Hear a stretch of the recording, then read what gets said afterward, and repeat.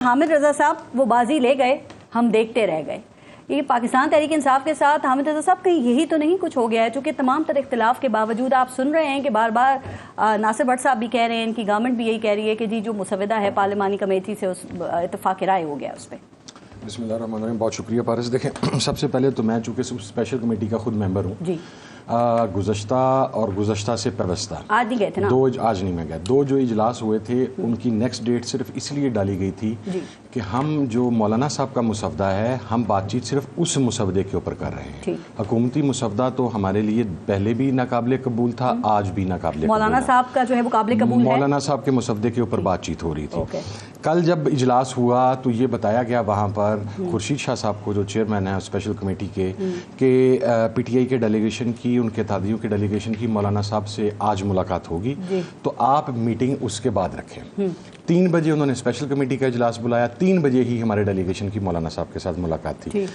جو special committee کے members ہیں, عمر ایوب صاحب, غور خان صاحب, میں, اسد کیسر صاحب, ہم سارے مولانا صاحب کے پاس موجود تھے, اور ہمارے ریپرزینٹیٹیو راجہ ناصر عباس صاحب بھی, ہمارے ریپرزینٹیٹیو کے طور کے اوپر عامر ڈوگر صاحب وہاں پر بیٹھے تھے. جو منٹس آف دا میٹنگ ہیں وہ ریکارڈ ہوتے ہیں, اور یہ ان کیمرہ چونکہ اسپیشل کمیٹی کے اجلاس ہو رہے ہیں, ان کی ریکارڈنگز موجود ہیں. عامر ڈوگر نے کہا بہت سی باتوں پہ ہمارا اتفاق ہے, لیکن ایک شک کا اظہار کیا کہ یہ آخری وقت میں کوئی دھوکے بازی کر سکتی ہے گورنمنٹ. عامر ڈوگر نے اسٹریٹ اوے اس جو بھی ڈرافٹ ہے اس کو اپوز کیا ہے.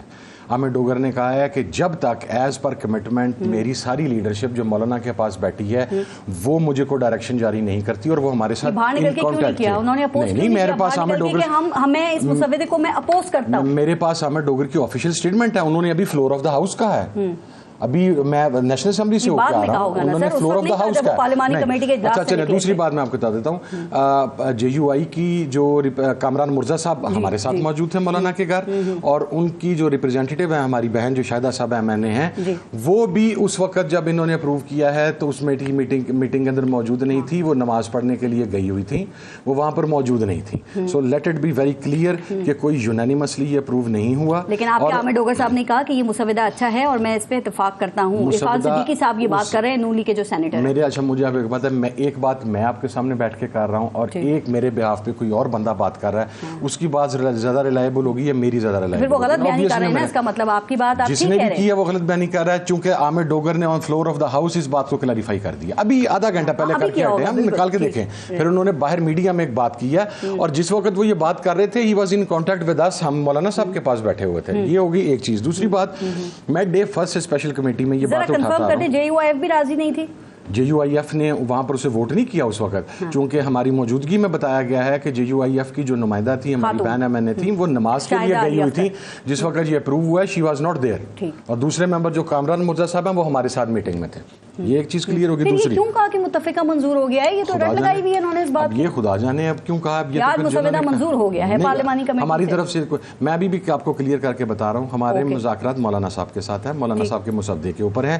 ابھی بھی مولانا صاحب کا مسودہ جو کل ہمارے حوالے کیا گیا تھا اس کے اوپر ابھی جو میٹنگ چل رہی ہے اس کے اندر سلمان اکرم راجہ صاحب اور حامد خان صاحب ہمارے قانونی, اس پہ بھی مکمل اتفاق نہیں, اس پہ بھی مشاورت ہو رہی ہے ابھی. آپ سمجھ لیں کہ 85% چیزیں جو ہیں اس کے اوپر ہم متفق ہیں. لیکن میری ایک بات سن لیں, میں آپ کو, ہم نے مولانا سے پہلے دن کہا تھا, اور مولانا صاحب نے کل حکومت کو خود کہا. ایک تو کسی کو کلیم کرنے کی ضرورت نہیں ہے کہ ہم عمران خان سے ان کی پارٹی یا ان کے اتحادیوں کی ملاقات کروا رہے ہیں. ہم نے حکومت سے کوئی ریکویسٹ نہیں کی. بلاول بھٹو نے تو مولانا صاحب کے گھر پہ آپ سے کہا کہ میں آپ کو یقین دہانی کراتا ہوں. ہم نے ریکویسٹ کی مولانا صاحب سے. اس کی وجہ یہ تھی کہ ہم نے کہا کہ جی جب تک کسی بھی مسودے کے اوپر اگر ہم آپ کے ساتھ نتیجے پر پہنچتے بھی ہیں, اس کو جب تک عمران خان کی اپروول نہیں ہوگی ہم پروسیڈ نہیں کر سکتے. مولانا صاحب نے پرنسپلی اس بات سے اتفاق کیا.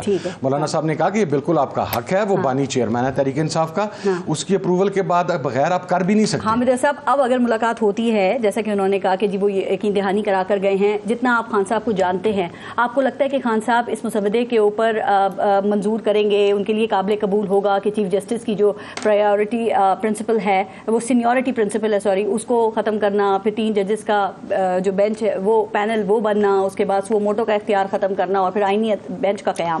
مان لیں گے خان صاحب؟ دیکھیں آئینی بینچ کے جو طریقہ کار ہے اس کے اوپر ابھی بحث چل رہی ہے، ہماری ریکمنڈیشن ابھی آنی ہے، لیکن آئینی بینچ کی حد تک تو اگر چیزیں سیٹل ہو سکتی ہیں، آئینی کورٹ کے حوالے سے ہم کلیئر ہیں، ہمیں کوئی آئینی عدالت نہیں چاہیے، ہم اس کا کسی صورت کے اندر آئینی بینچ پہ کیا آپ کو اعتراض ہے کہ مطلب وہ جوڈیشل کمیشن اور جو پارلیمانی کمیٹی ہے وہ اس کو اکٹھا نہ کریں؟ میکنزم کے اوپر کہ آپ ایک سمپل حکومتی اکثریت رکھ کے تو اپنی مرضی کا نہ لے کے آئیں. میں آپ کو سمپل کر دیتا ہوں، آپ ایزیسٹ وے اس کا یہ ہے کہ آپ ٹاپ 5 آپ نے 7 رکھنے ہیں، تو جو سینیورٹی وائز ٹاپ 7 ہیں آپ انہیں جانے دیں آئینی بینچ کے اندر. یہ نہیں کہ آپ 16ویں نمبر کا جج اٹھا کے تو اسے بھی آئینی بینچ میں ڈال دیں، 18ویں نمبر کا اٹھا کے اسے بھی ڈال دیں، جو دوسرے نمبر والا بیٹھا وہ باہر بیٹھا رہا ہے. 5 سینئر ترین ہوں گے تو اس کے اوپر دیکھیے بھی جا کے خان صاحب سے بات کی جائے گی. اس کے اندر آرٹیکل 8 نہیں ہوگا، اس کے اندر ملٹری کورٹ نہیں ہوگی، اس کے اندر کانسٹیٹیوشنل کورٹ نہیں ہوگی. ٹھیک ہے، تو یہ جب اتنی چیزیں ہوں گی جا کے رکھی جائیں گی تو فائنلی اب یہ مسودہ جو مولانا صاحب نے تیار کیا، یہ تو میں آپ کو بات کر رہا ہوں کہ یہ مسودہ اس قابل تھا اس کے اوپر بات چیت کی جا سکے.